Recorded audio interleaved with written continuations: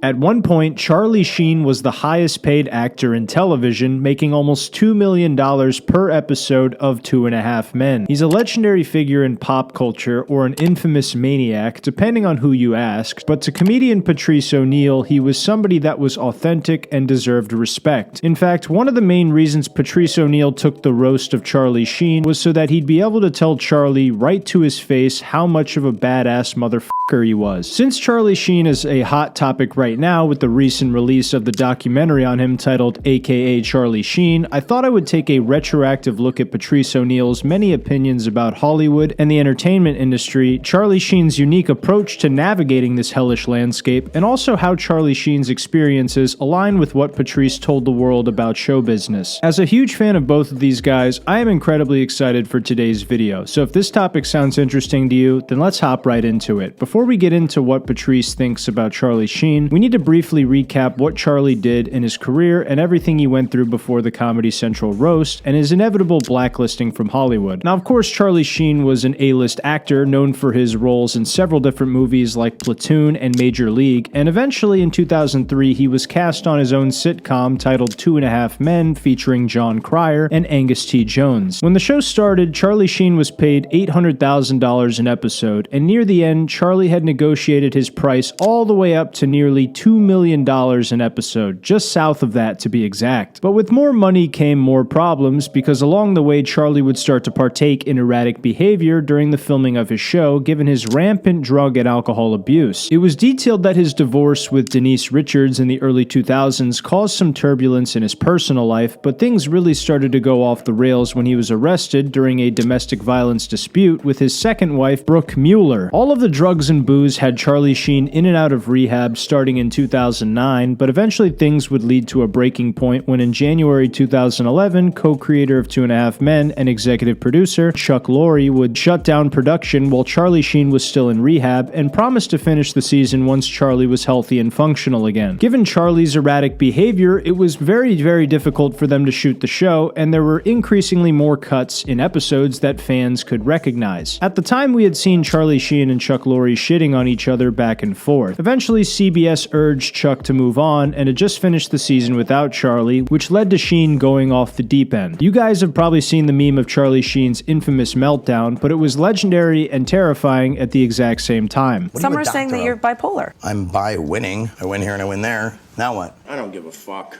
I don't give a fuck. Because you judge me, you condemn me, you discarded me. Well, not anymore. Winning! When was the last time you used? I don't know, man. I was banging 7-gram rocks and finishing them because that's how I roll. I have one speed, I have one gear. Go! How do you survive that? I just have a different constitution, I have a different brain, I have a different heart, I have a different, I get tiger blood, man. I feel like I have tiger blood just fucking watching that shit. Charlie Sheen recently went on the Joe Rogan Experience, though, and talked about his drug abuse and reflected on it, and I found what he had to say about it pretty interesting. In some way, I was being a bully. It had a bullying kind of energy about it, and I've never been that guy. How so, like bullying? The way I was attacking people and the way I was challenging people. I was like the tough guy on the block and had all these soldiers. I had this whole cadre behind me, and it was like, inviting people into the ring. I've never been in the ring.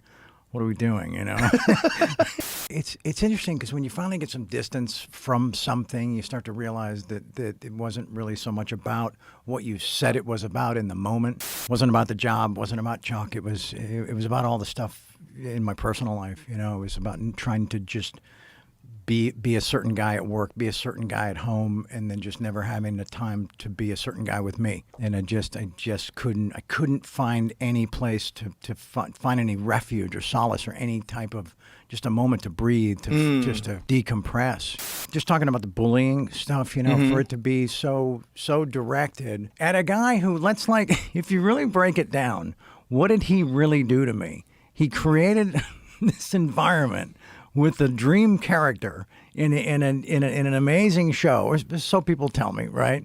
That was the toast of the town, right?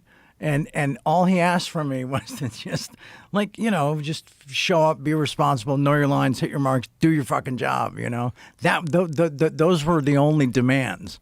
And then I turn it into that. It was really refreshing to hear Charlie be so open and honest about his personal screw-ups in his career and personal life. Maybe I'm a silly Billy for this, but I actually had no idea he was also doing testosterone while being a cocaine addict. That's definitely a cocktail of substances that will leave you full of tiger blood. It was also nice to hear Charlie recognize how good of a gig he had, but how he was ultimately shown the door because of the decisions he made. This interview and sincerity from Charlie Sheen was really cool to see, given that 2.5 Men was one of my dad and I's favorite shows when I was a lot younger. Furthermore, at the time all of this was happening, there was no shortage of criticism being levied towards Charlie Sheen. Even though Charlie did go overboard with all of the drug abuse, alcoholism, and the domestic violence with his wife, there was still merit to his side of the story and how he was being treated by CBS and Chuck Lorre. Not to be a Sheen glazer, but it's true. Most people are at least vaguely aware of how insidious Hollywood and the entertainment industry can be to the talent they hire. Stand-up comedian Patrice O'Neal has one of the most spot-on observations about Hollywood in this video titled Patrice O'Neal on O&A, Best Hour on Radio. Around the 15-minute mark, Patrice starts to talk about his aspirations as a comedian and what he hopes to get from the entertainment industry. He also details the dark sides of it. Eventually, after Patrice breaks down why Hollywood is the beast, he talks about his immense respect for Charlie Sheen and Mel Gibson, who were both blackballed, specifically for Charlie Sheen standing up for what he believed in even while making just south of $2 million a week.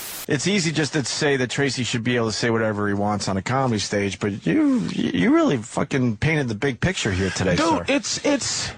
We all think that, obviously. This business is the beast. Yeah. And it eats everybody and shits them out. But here's what's funny about the beast. It's a never-ending line of people who want to get in the mouth and get chewed up and shit out. Why is that? It's because when you get in the belly, you get $2 million a week. And when you get shit out, you're a pile back there, and you have the option to go get back in line and wait to go get back in the beast and get eaten and shit out. Fucker is and we line hilarious. up. I just want a couple of mil, and you know what part of the beast do you want to be in? Kind of the esophagus? I'm not even. You don't want to be in the belly, right? Let me tell you something. I didn't even get to the beast yet because I'm 20 years. Yeah. See, when the beast pick you up to put you in your mouth, you shining. People see you. Sometimes, see what 15 minutes of fame is? The beast goes, ooh, throws somebody down. And gets that was reality, people. Yeah. And this one people saw him in front of the mouth. This one was a athlete that had one good year, and they threw him. Now you see, ooh, that looks like a delicious young thing there. Eat, chew. But that's why I love Charlie Sheen so much. He was in the belly. When you're making $2 million a week, doing anything, you're in the absolute belly. And for that fucker to betray his position in the belly, to actually get the beast indigestion was spectacular. He was a martyr.